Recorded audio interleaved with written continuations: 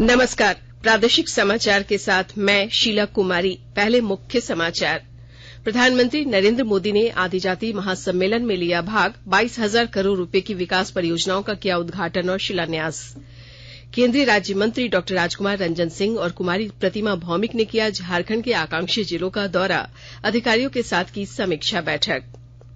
राज्य में त्रिस्तरीय पंचायत चुनाव के दूसरे चरण की अधिसूचना जारी। 16 जिलों के 50 प्रखंडों के प्रत्याशी 27 अप्रैल तक भर सकेंगे नामजदगी के पर्चे। हॉकी इंडिया जूनियर अकादमी नेशनल चैंपियनशिप जमशेदपुर में शुरू। देशभर की 30 टीमें ले रही हैं हिस्सा। और राज्य के कुछ हिस्सों में बदला मौसम का मिजाज। तेज हवा और बारिश ने दिलाई गर्मी से राहत। और अब समाचार विस्तार से। प्रधानमंत्री नरेंद्र मोदी ने आज गुजरात दौरे के क्रम में दाहोद में आयोजित आदिजाति महासम्मेलन में भाग लिया। इस दौरान उन्होंने 22,000 करोड़ रुपए की विभिन्न विकास परियोजनाओं का उद्घाटन और शिलान्यास भी किया। प्रधानमंत्री ने नर्मदा नदी थाले में दाहोद जिला दक्षिणी क्षेत्र जल आपूर्ति योजना का शुभारंभ भी किया। ये योजना 8 अरब 40 करोड़ रुपए की लागत से पूरी की गई है। इससे दाहोद जिले में करीब 280 गांवों और देवगढ़ बारिया शहर में जलापूर्ति की जा सकेगी। श्री मोदी दाहोद स्मार्ट सिटी की 3 अरब 35 करोड़ रुपए लागत वाली 5 परियोजनाओं का उद्घाटन भी करेंगे।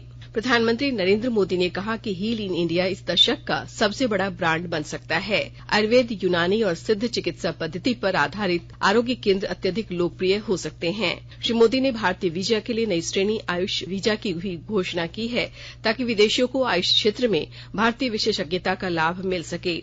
प्रधानमंत्री ने आज गांधीनगर के महात्मा मंदिर में वैश्विक आयुष निवेश और नवाचार सम्मेलन के उद्घाटन के बाद ये बात कही। इस अवसर पर मॉरिशस के प्रधानमंत्री प्रविंद्र कुमार जगुनाथ और विश्व स्वास्थ्य संगठन के महानिदेशक डॉ टेड्रोस गैब्रियेसस भी मौजूद थे। प्रधानमंत्री ने इस अवसर पर आयुष निर्यात संवर्धन परिषद की भी वर्चुअल माध्यम से शुरुआत की। श्री मोदी ने आयुष सूचना केंद्र, आयुष नेक्स्ट और आयुसॉफ्ट जैसी सूचना प्रौद्योगिकी पहल की भी शुरुआत की। प्रधानमंत्री ने कहा कि पहले ये कोई कल्पना भी नहीं कर सकता था कि भारत इतनी जल्दी कोविड वैक्सीन विकसित कर लेगा।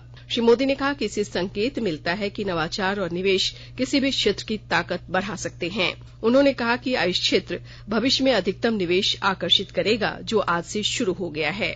अब समय आ गया है कि आयुष क्षेत्र में भी इन्वेस्टमेंट को ज्यादा से ज्यादा बढ़ाया जाए। आज का ये अवसर, ये समिट, इसकी एक शानदार शुरुआत है। साथियों, आयुष के क्षेत्र में इन्वेस्टमेंट और इनोवेशन की संभावनाएं असीमित है। आयुष दवाओं, सप्लीमेंट और कॉस्मेटिक्स के उत्पादन में हम पहले ही अभूतपूर्व तेजी देख रहे हैं। आपको जान करके आनंद होगा, 2014 से पहले जहां आयुष सेक्टर में $3 बिलियन से भी कम का काम था, आज ये बढ़कर $18 बिलियन को भी पार कर गया है।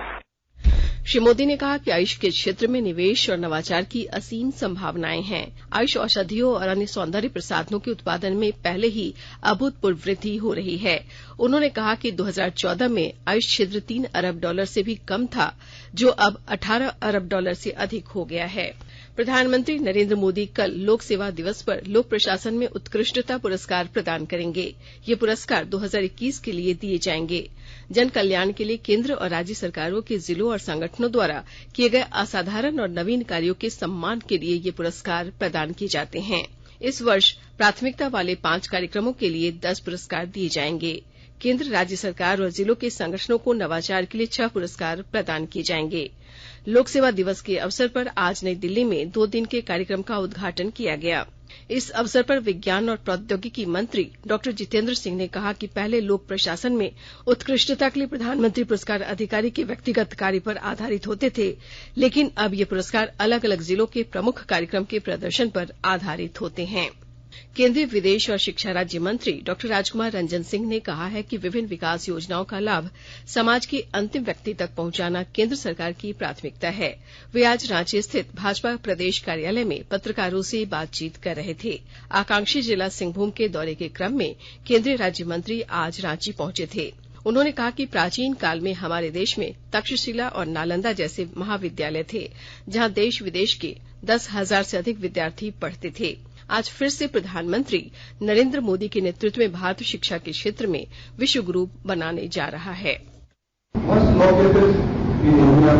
तक्षशिला एंड नालंदा यूनिवर्सिटी है, उसी समय में कम से कम 10,000 students all over the world are sitting in Nalanda. But that kind of civilization was destroyed by our foreign invaders. Now we are trying under the regimes of Modi to make it revibrate, and with all this the vibrancy of systems, we are. देश के 112 आकांक्षी जिलों में शामिल रामगढ़ जिले का आज केंद्रीय सामाजिक न्याय एवं अधिकारिता राज्य मंत्री कुमारी प्रतिमा भौमिक ने दौरा किया. इस दौरान उन्होंने जिले के तमाम अधिकारियों के साथ कई योजनाओं की समीक्षा की और अधिकारियों को उचित दिशा निर्देश दिए.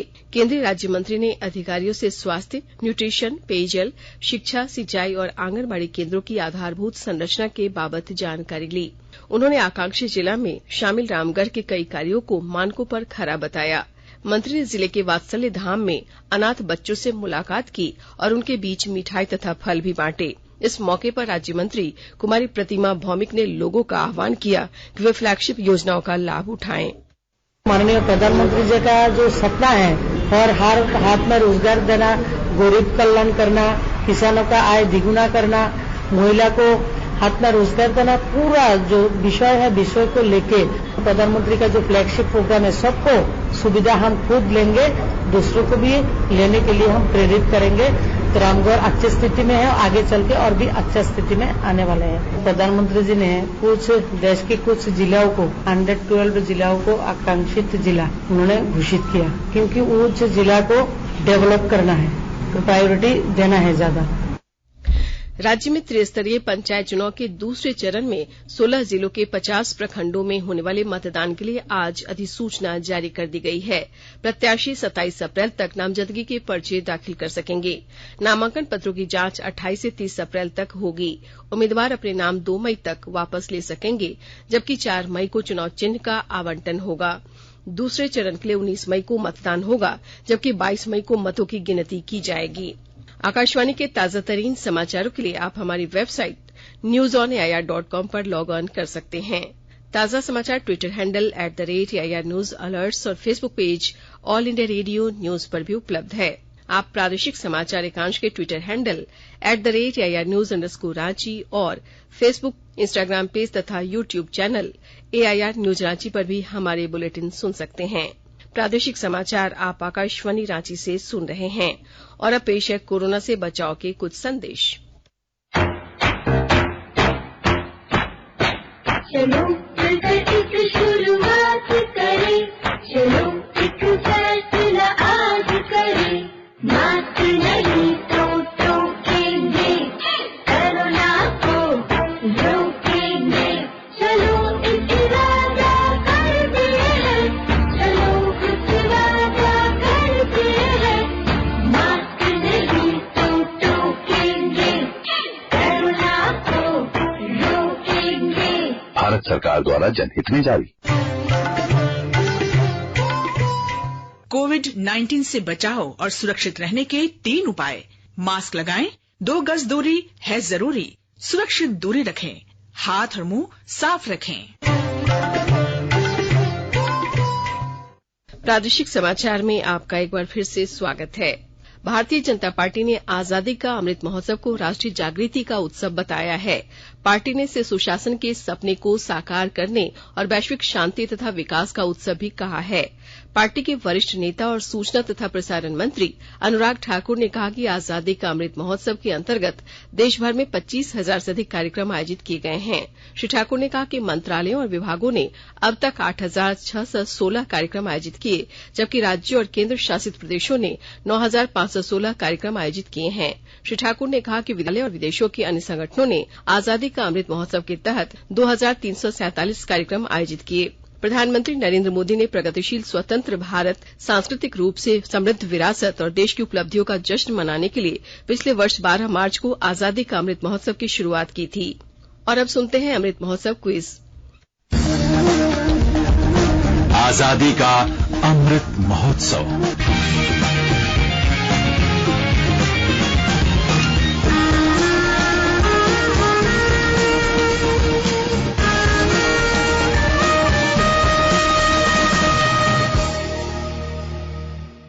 देश के 75वें स्वाधीनता दिवस समारोह के उपलक्ष्य में आजादी का अमृत महोत्सव के अंतर्गत प्रादेशिक समाचार एकांश आकाशवाणी रांची स्वाधीनता संग्राम और उसके गौरवशाली इतिहास पर साप्ताहिक विशेष प्रश्नोत्तरी का आयोजन कर रहा है। ये क्विज 15 अगस्त 2022 तक प्रत्येक बुधवार को शाम 7 बजे प्रसारित होने वाले प्रादेशिक समाचार में शामिल होगा।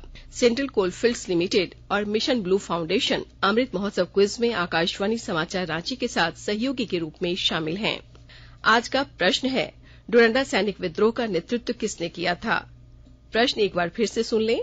डोरंडा सैनिक विद्रोह का नेतृत्व किसने किया था? श्रोता अपने उत्तर ईमेल के माध्यम से rnuairranchi@amrit@gmail.com पर कल शाम 5 बजे तक भेज सकते हैं। आप जवाब के साथ अपना नाम, पता, फोटो और फोन नंबर भी भेजें ताकि लकी विजेता बनने पर आपका ई प्रमाण पत्र और पुरस्कार आप तक पहुंचाया जा सके। विजेता की घोषणा कल शाम 7 बजे प्रसारित होने वाले प्रादेशिक समाचार में की जाएगी। इनामी नक्सलियों के खिलाफ पलामू पुलिस द्वारा पोस्टर वार की शुरुआत की गई है।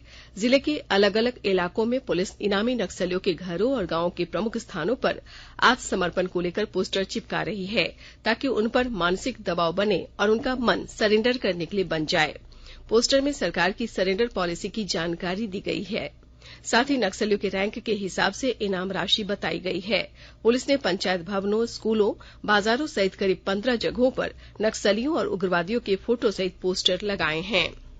हॉकी इंडिया जूनियर अकादमी नेशनल चैंपियनशिप 2022 आज से जमशेदपुर के नवल टाटा हॉकी अकादमी ग्राउंड में शुरू हो गया।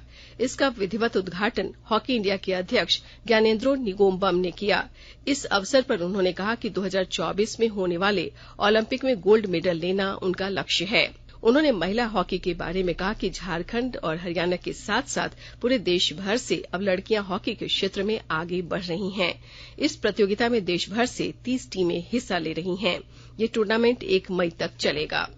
राज्य के कई इलाकों में आज से मौसम में बदलाव देखने को मिला है। उत्तर पूर्वी क्षेत्रों में आसमान में बादल छाए हैं, जिससे लोगों को तपती गर्मी से राहत मिली है। पाकुड़ जिले में तो आज अहले सुबह चली तेज आंधी से भारी नुकसान हुआ है।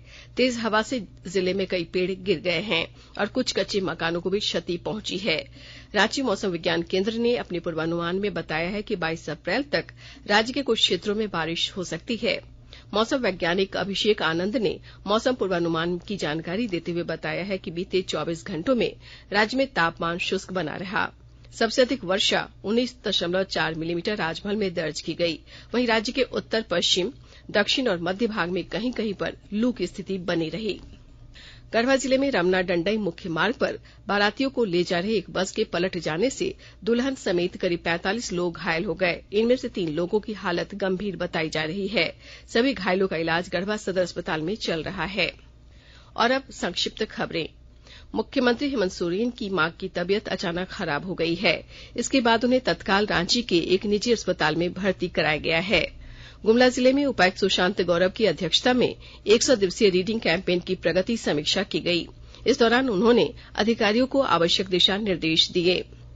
बोकारो के जरीडीह थाना क्षेत्र के कल्याणपुर के पास आज हुए एक सड़क हादसे में बाइक सवार पति पत्नी की घटनास्थल पर ही मौत हो गई। हादसे में 5 लोग जख्मी भी हुए हैं। अंत में मुख्य समाचार एक बार फिर। प्रधानमंत्री नरेंद्र मोदी ने आदिजाति महासम्मेलन में लिया भाग। 22,000 करोड़ रुपए की विकास परियोजनाओं का किया उद्घाटन और शिलान्यास। केंद्रीय राज्य मंत्री डॉक्टर राजकुमार रंजन सिंह और कुमारी प्रतिमा भौमिक ने किया झारखंड के आकांक्षी जिलों का दौरा। अधिकारियों के साथ की समीक्षा बैठक। राज्य में त्रिस्तरीय पंचायत चुनाव के दूसरे चरण की अधिसूचना जारी। 16 जिलों के 50 प्रखंडों के प्रत्याशी 27 अप्रैल तक भर सकेंगे नामजदगी के पर्चे। हॉकी इंडिया जूनियर अकादमी नेशनल चैंपियनशिप जमशेदपुर में शुरू। देशभर की 30 टीमें ले रही हैं हिस्सा। और राज्य के कुछ हिस्सों में बदला मौसम का मिजाज। तेज हवा और बारिश ने दिलाई गर्मी से राहत। इसके साथ ही आकाशवाणी रांची से प्रादेशिक समाचार का ये बुलेटिन समाप्त हुआ। नमस्कार।